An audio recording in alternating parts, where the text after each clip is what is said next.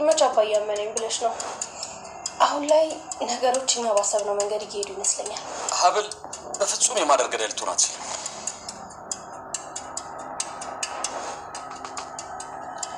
እዝራ አዲሱ ቤት ነው የታየው። በአዲሱ ቤታችን መቼም ጥሩ መንፈስ ይኖራል ብዬ አስባለሁ። ቤቱ ጥሩ ግን አባዬ እባክህ ተረዳኝ። ይሄ ነገር የሚሰራ ይመስለኛል። ምኑ ነው የማይሰራው? የኔና የሀብል ጉዳይ በቃ እኔ መፍታት ነው የምፈልገው። እኔ ልጅ እኔ እስክሞት ድረስ አላስችል ብሎ ነው እንደዚህ የምትናገረው? ቆይ ለምንድን ነው ሁልጊዜ እንደዚህ የምትለው? ለምንድን ነው በደካማ ጎን የምትመጣው? ሲጀመር ለሷ መች ጊዜ ስታታቅና አባዬ ልጅ እዛ ታስራ እኔ ለማላቃት ልጅ ጊዜ ስለመስጠት ታወራለህ። ዛሬ እሷን ለማየት ወደ እስር ቤት ሄጄ ነበር እና ምን አለች? ጭራሽ እኔ መሆኔን ስታ ሰላም ጤና ይስጥልኝ ወደ ተመልካች እንዴት ናችሁ? ደህና ናችሁ ወይ? ሁሉ ሰላም ሁሉ መልካም ነው፣ እግዚአብሔር ይመስገን። እኔ በጣም ደህና ነኝ። ዛሬ የላችሁ የመጣሁት የነ ሀብልን ድራማ ነው። እንግዲህ ከክፍል 10 ነው የምጀምረው። ሰሞኑን ጠፍቻለሁ፣ እነሱ ቤት ሄጄ አላቅም። ሀብል ድራማ ክፍል 10 ማለት ነውና እንግዲህ ወደ ድራማው አብረን ስንሄድ አቶ እስከንደርና አቶ ወይዘሪት ብሌን በጣም ነው እየተፋጠጡት። ምክንያቱም እየተፋጠጡበት ምክንያት ሀብል በአሁኑ ሰዓት ሙሉ ቤቱ ሙሉ በሙሉ ሀብል ላይ ሁሉንም ነገር ሀብል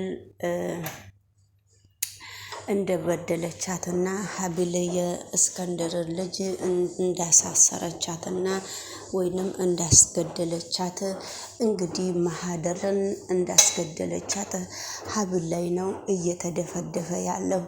ነገሮቹ በጣም ከባድ እስከሆኑ ድረስ ነገሮቹ ሁሉንም ነገር ለበጎ እንዳልሆነ ሀብል ደግሞ በጣም እኔ ሁሉንም ነገር እኔ ላይ መደፍደፍ አይቻልም፣ እኔ ምንም ነገር አላጠፋውም፣ ስለዚህ ብላ ሀብልም ለፖሊስ ስትናገር እንግዲህ አቶ እስከንደርም ለምንድን ነው ሀብልን የምታሳስሩት?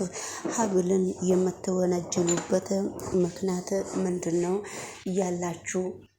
ስለዚህ የእናንተ ችግርስ ምንድን ነው ብሎ አንዳንድ ነገሮችን ሲጠይቅ ነበረ።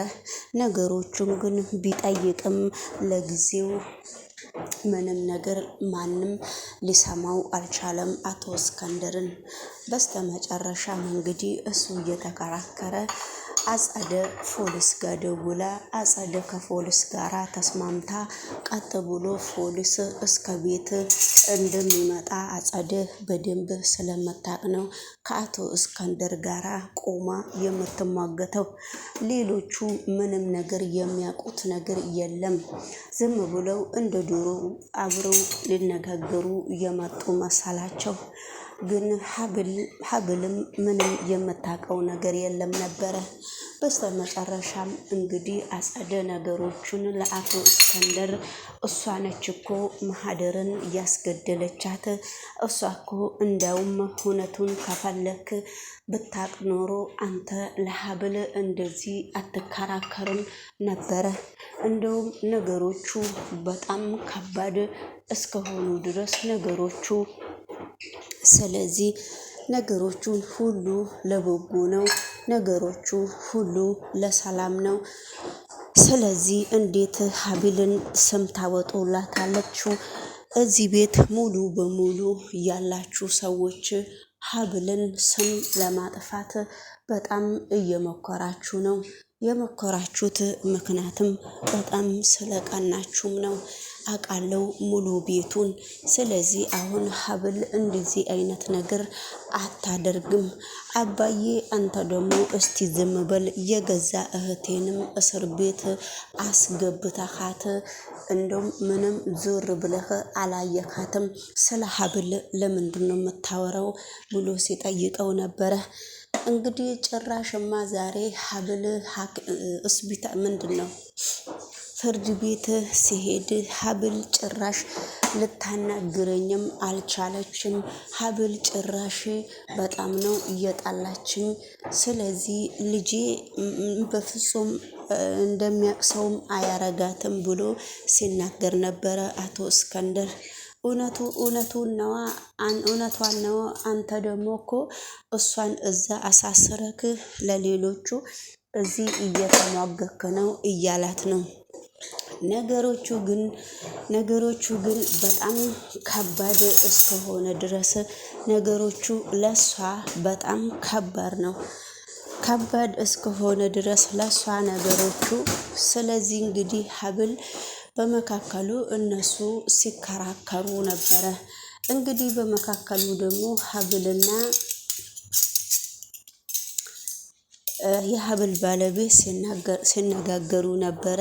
መፍታት እንደሚፈልግና መስማማት እንደማይችሉ እሷም ለምን ብላ እየጠየቀችው እንደሆነ እንግዲህ በመካከሉ አቶ እስከንደር ብቅ ሲል አባዬ እባክህ እዚህ ነገር ውስጥ እኔ ፍቺ ነው የምፈልገውና እዚህ ነገር ውስጥ ባትገባ በጣም ደስ ይለኛል። ነገሮቹ ውስጥ ለምንድን ነው የምትገባው? ነገሮቹ በጣም ከባድ እየሆኑ ነው ነገሮቹ። ስለዚህ እንግዲህ በጣም ስለሚከብዱ ስለዚህ ምንም ማድረግ አልችልም። ነገሮቹ ለአንተ ግን ቢያንስ እኔ እንኳን እስከምሞት ድረስ ለምንድን ነው የማትጠብቀኝ ብሎ እየጠየቀው ነበረ። አቶ እስከንደር ለምንድን ነው እስከሚሞት ድረስ ልጁ እንዲያገባ ሀብልን ያደረገው? አቶ እስከንደር እንደው በየቦታ እውነተኛ ፊልም እኮ ነው የሚሰራው ይመስላል። አይ ዶናር እያንቀየቀየው ለራሱ ነፍሱ መቼ ያቀና ማለት ነው። ስለዚህ እንግዲህ ሁሉም ነገር ለበጎና ሁሉም ነገር ለጥሩ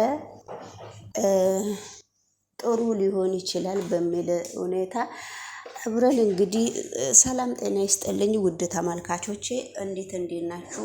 ላይክ እና ሰብስክራይብ ይሄንን ቻናል እያደረጋችሁ እስቲ ከፍ አድርጉት። ቻናሌ በጣም እየተኛ ስንት ጊዜው ተኝቶ የማይጠግብ ቻናል ይሄን ቻናል ብቻ ነው ያየሁትና እስቲ ውድ ተመልካቾቼ እንዲነሳ አድርጉ።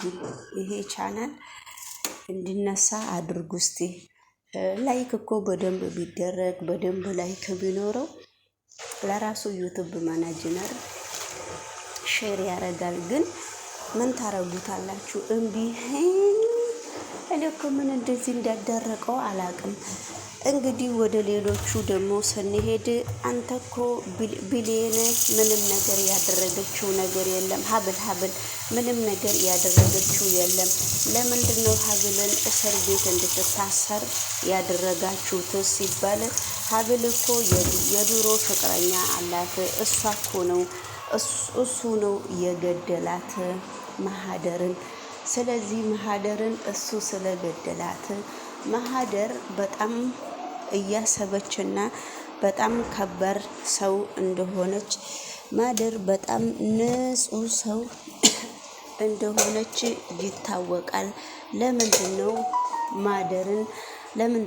ማህደርን ያስገደልሽው ስላት፣ ኧረ እኔ እዚህ ቤት ውስጥ ተባብረውብኝ ነው በእኔ ስም እንደዚህ እንዲደረግ የተደረገው እንጂ እኔ በፍጹም እንደዚህ አይነት ነገር አላረኩም። ስለዚህ በፍጹም እኔ አላደረኩም። እናንተ ደግሞ ካደረጋችሁ አላቅም። እኔ ግን በፍጹም እጄ የለበትም ስለሷ ግድያ ስትል ነበረ ማለት ነው ሀብል። እንግዲህ እንደዛ ካልሆነ ደግሞ ነገሮቹ በጣም ከባድ እስከሆኑ ድረስ ነገሮቹ ሁሉም ነገር ለበጎ እስከሆነ ድረስ ሁሉም ነገር ክፉ ነው። ሁሉም ነገር እናንተ በክፉ ለምንድን ነው የምታስቡት? ሁሉም ነገር ለበጎ እስከሆነ ድረስ ብላ እንግዲህ እየተነጋገሩ ነው ማለት ነውና አሁን በስተመጨረሻውም እንግዲህ የነሱ ድራማ በጣም ከባድ እስከሆነ ድረስ በስተመጨረሻ ላይም ያደረጉት ነገር እንግዲህ አባትና ልጅ ምን ተሰራለክ ከፖሊስ ጣቢያ የምትሰራው ነገር ምን አለ ብሎ እንግዲህ አባትና ልጅ ሲጠያየቁ ነበረ። አባትና ልጅ እንግዲህ ሲጠያየቁ በነገራችን ላይ አባትና ልጅ ምን ትሰራለህ ከፖሊስ ጣቢያ እንዴ? አንተ ካሁን በፊት ሀብል ፍቅረኛ እንዳላት አንተ በደንብ ነው እንዴ የምታውቀው? ሀብልን ታውቃለህ እንዴ ፍቅረኛዋ እንደሆነች? ሀብልን ፍቅረኛ እንዳላት አንተ ታውቃለህ ወይ የሚባል ሁኔታ ሲጠያየቁ ፖሊስ ጣቢያም እንግዲህ ሄደው ሲነጋገሩና ፖሊስ ጣቢያ ላይም እየተነጋገሩ እንደሆነ ሄዶ አዝራም ሲጠይቃት ነበረ። ሀብልም አዝራ እኔ ምንም ነገር የማውቀው ነገር የለም እመነኝ 100% በፍጹም እኔ እናንተ የምታስቡትና እናንተ የምታወሩት ነገር ውስጥ በፍጹም የለውበትም በፍጹም ብለው እንግዲህ ብላ ስትመልስ ነበረ። መልሱን እንግዲህ በቂ ባይሆንም በየእስር ቤቱ እየጠየቃት ነው ማለት ነው። የሀብል እናት ደግሞ ሀብልና የሀብል እናት እስር ቤት ውስጥ ቁጭ ብለው በየቦታ እስር ቤት ውስጥ እየተነጋገሩ ነው። እስር ቤት ውስጥ እሳይ መድኃኒትሽ ነው እኔ ከዛ ቤት ከወጣው በኋላ ነው ሁለመናሽ የተበላሸው ሲባባሉ ስሟን እየጠራች እኔ ሁለመናዬ የተበላሸው ከሆስፒታል ውስጥ ሰጣለ ከሆስፒታል ውስጥ አንስተሽ ወደ ቤትሽ ስታመጪ ነው ሁለመናዬ የተበላሸው ነው ያለቻት። ሀብል በስማም ኃይለኛ ጥይት ሆናለች እና በጣም ከባድ ሰው ነች። ስለዚህ በጣም መልስ ትመልሳለች። አንቺ ዛሬ ደግሞ ብለሽ የኔን ስም ብለሽ የኔን ስም ነው ወይ በኔ ስም ነው ወይ እየጠራሽኝ ብላ መልስ እየጠየቀቻት ነበረ። እሷ እንደዛ ብላ መልስ ስትጠይቃት ነገሮቹ ላንቺ ከባድም ቢሆን ነገሮቹ ሁሉም ነገር ለበጎ ቢሆንም ሁሉም ነገር በሰላም ልንፈታ በፍጹም ባንችልም እንደ እግዚአብሔር ፈቃድ ሁሉም ነገር እግዚአብሔር ያውቃል። ሂጂ ከፊቴ ምኞትሽ ነው ያልተሳካልሽ ሀብልም እያለቻት ነው። እናቷም በጣም እንግዲህ እኔ የገረመኝ እናትና ልጅ ተስማምተው ያደረጉት ነገር እንግዲህ እቅዳቸው ሲበላሽባቸውና እቅዳቸው በጣም ከባድ ሲሆንባቸው ሁሉም ነገር ለበጎ ነው ማለት ነው እና ስለዚህ ሁሉም እንደዛ ሆኖ ሁሉም ቀስ በቀስ ሁሉም ነገር ቀስ በቀስ እንደሆነና ሁሉም ነገር እንደሚስተካከል አብረን እንከታተላለን። እናንተ ደግሞ ይሄንን ቻናል ሰብስክራይብ እና ላይክ እያረጋችሁ ብታበረታቱኝ ደስ ይለኛል ማለት ነው። ስለዚህ ሁሉም ነገር ለበጎ ነው፣ ሁሉም ነገር ለመልካም ነው። አቶ እስከንደርም ኃይለኛ ተወይ ነው እንግዲህ ሌላ ቦታም በሌላ ስም ነው የሚጠራው፣ ሌላ ቦታም ለሌላ ነገር ነው የሚጠራው። ስለዚህ እንግዲህ ሁሉም ቦታ ታፈታፍ እያለ ነው። ከሱ ስርም እየተማራችሁ ከሱ ይፈረድብኛል ብለሽ ነው? ይህም ላንቺ ሲያንስሽ ነው።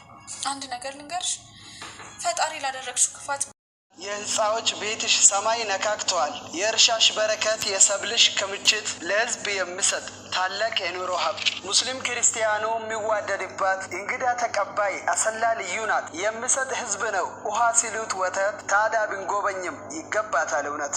የቱሪስት መናገሻ የረሃ ከተማ ሲባል ትሰማለህ አርሶምኒ ቆርሶማ። የፍቅር ሀገር ናት የመሬቷ ገነት፣ ውብና ውቦችም የሚሰበሰቡባት። ለኢትዮጵያ ኩራት የታሪክ ማህደር አሰላ ከተማ ለዘላለም ትኑር። ከዛ ነው የያዘኝ ከአርሲ አሰላ ፍቅር ይኑር እንጂ አይፈልጉም ሌላ።